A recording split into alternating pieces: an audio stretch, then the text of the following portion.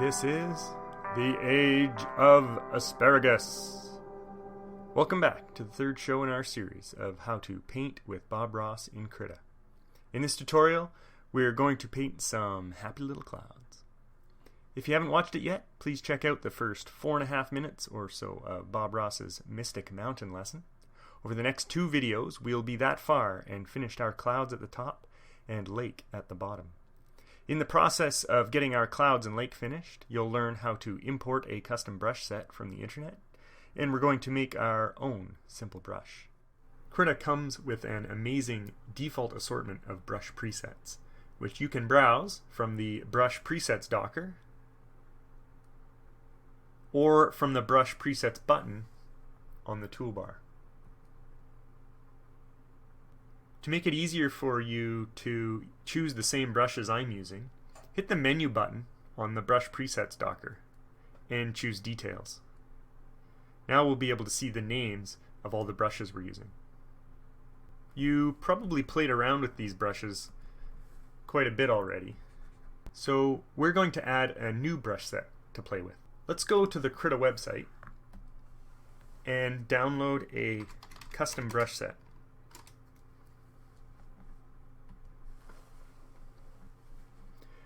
Go to the Learn tab, and you should find a link here to some resources.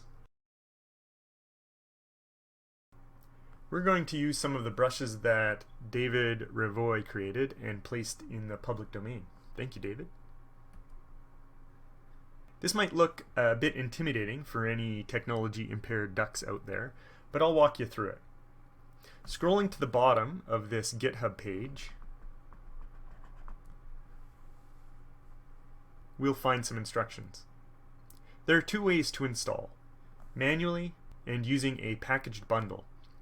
The second bundled way is a lot easier, but it's a new feature that is still kind of buggy. Also, there are a lot of resources out there that you might want to use that don't have bundles yet, so knowing how to install resources manually could be helpful. So let's download the files and install them manually. Scroll back to the top and download the zip file. I don't think Chrome gives you an option to open downloads directly, so let's save the file to our downloads folder. Or anywhere you want, as long as you remember where you saved it. If the file just downloads automatically without giving you this option, you'll need to find it yourself. Firefox has a download button here, which shows me my recent downloads. If I right-click the file and choose Open Containing Folder, the folder that has our file will open. Leave this window open because we'll need it. If you're using Chrome, you can use the hamburger menu here and go to your downloads.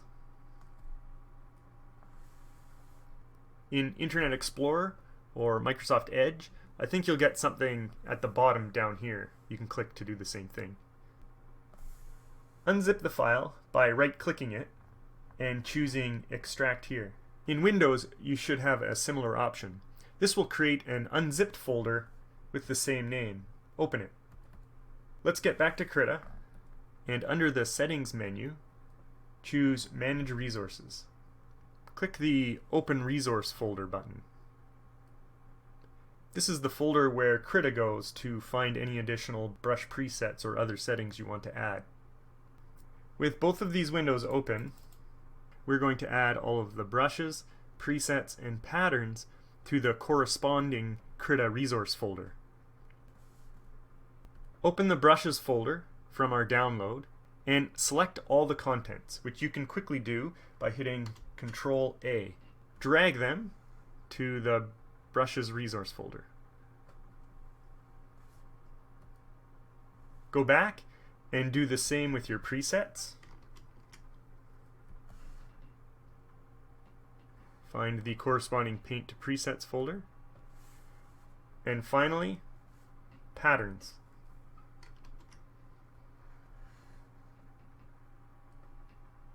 When this is done, we can close both of these windows and go back to Krita. You won't see any new brush presets appear yet until we've restarted Krita. So let's do that.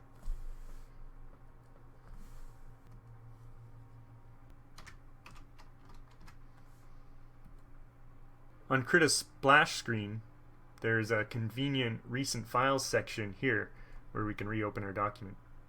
Now, in your brush presets, you should see a whole new set of brushes that start with DVAD here.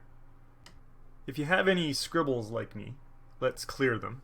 Go to the Layers Docker, and on Layer 2, which by default, if you've done any drawing, you should have been drawing on, we can hit the Delete key to clear anything on our layer.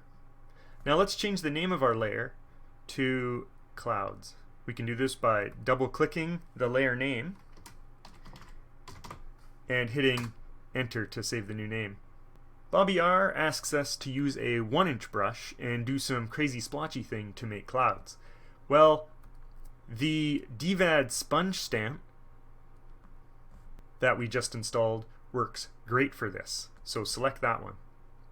If we want to make this a 1-inch brush, we can set the brush size to about 100 pixels. If you recall, we created our canvas at 100 pixels per inch. Use the left square bracket to reduce your brush size to about 100. I'm going to zoom in with the plus key on the number pad until my canvas fits the width of my screen. To zoom out, you can hit the minus key. And recall that the middle mouse button, or one of the buttons on your tablet's pen, you can use to pan the canvas. So let's come up here so we can see the top of the page. Now, with some phthalo blue, which is the lighter of the two blues in our palette, we're going to draw some fluffy clouds.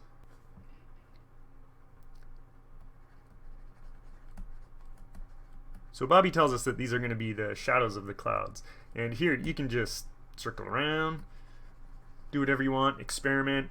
Remember, if you make a mistake, which is not possible in Bobby Ross's world, but in the digital world, we can just hit Control-Z and undo if we make a mistake. And if you recall, we can now undo up to 100 times, which is pretty awesome. And I'm just going to keep a similar shape to what Bobby does. You know, Bobby is a little bit of a fibber. These, although they may not be totally planned, he actually had 3 versions of each of his drawings. He did one before the show to help plan it, and he did the one during the show, the one that you watched during the video, and then he did a 3rd one afterwards, which they used to take close-up shots when they were doing the video editing. So we're getting there. We got something like this. Probably looks good. Now, this can be a little bit disorienting when we're zoomed in on our canvas like this. So I'm going to show you the overview Docker. Let's go up to the settings menu, Dockers, and find the overview Docker. It's showing up down here. I'm going to reorganize these a little bit. So I'm going to grab this handle and shrink my palettes Docker. And the brush presets we don't need as much either. So I'm going to go like this. And here in the overview Docker, you can see your whole document, and the red outline shows where you currently are on the page. So if you pan here, you can see that red rectangle moving around. Now we need a big 2-inch brush to blend in the shadows. You can scroll through the DVAD brushes and choose the Blender soft brush, or in this text field here, I can just type in the brush I want because I know its name. I'm going to type in Blender. This is the one we want here, DVAD D4 Blender Soft. Increase the size to about 200 pixels using the right square bracket to mimic a 2-inch brush. Now, very gently, start blending the shadows, the blue areas, into the clouds above them.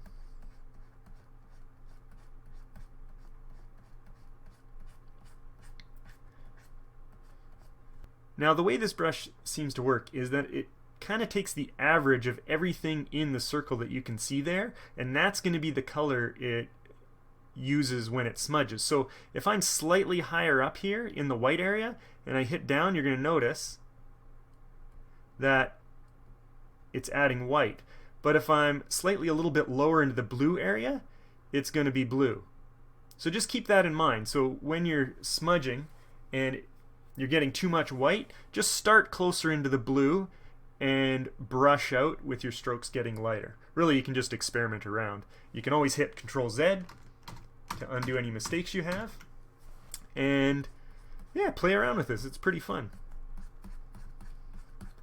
So I have to admit that Robbie has some pretty amazing clouds that he does, and these are not really my favorite. But it's part... But they're what he uses in this Mystic Mountain drawing, so let's go ahead and give it our best shot.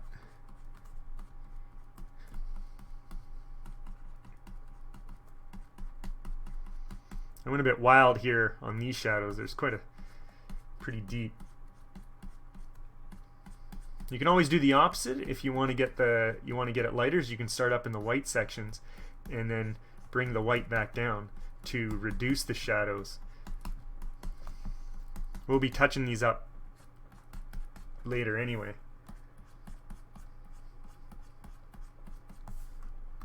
You can also try what he does, which is doing some circles, but you got to make sure you do that lightly, otherwise you're going to get swirly patterns in your cloud shadows like that.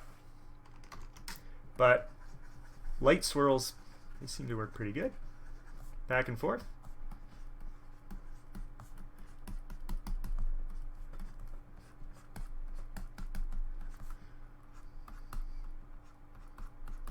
It helps to keep in mind what I mentioned earlier about the color of the smudge being kind of an average of everything inside the circle area. So if I smudge from here, I'm going to get a lot of white, and if I smudge from here, I'm going to get a lot of blue.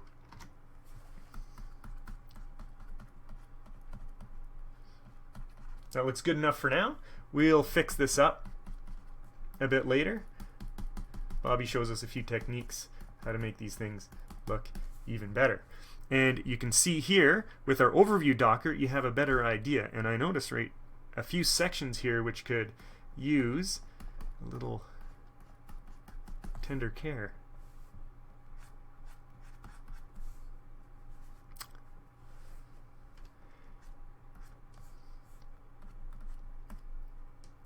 Let's touch up these clouds a bit now. I'm going to go back to the brush presets and I'm going to type in the sponge again. The DVAD sponge stamps. And let's bring that brush size back down to about 100 to imitate our 1-inch brush.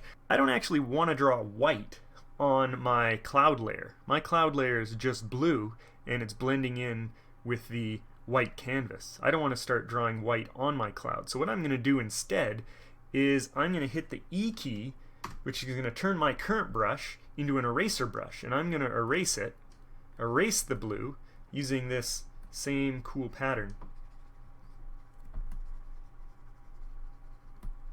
And now that I've got that section back, I can hit the E key again, and you can see here the brush is in erase mode.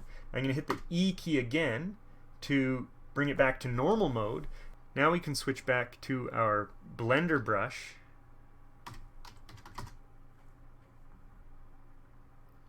DVAD Blender Soft. Bring the brush size back up to about 200 and we can blend these small corrections in here.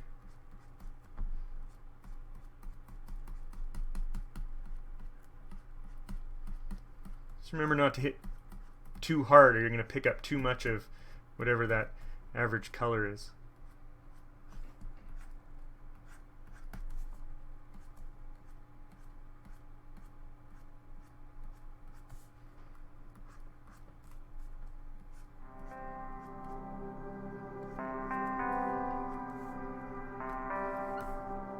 Okay, that's good enough for now with the clouds. Thanks for joining me, and I hope to see you back for the next show.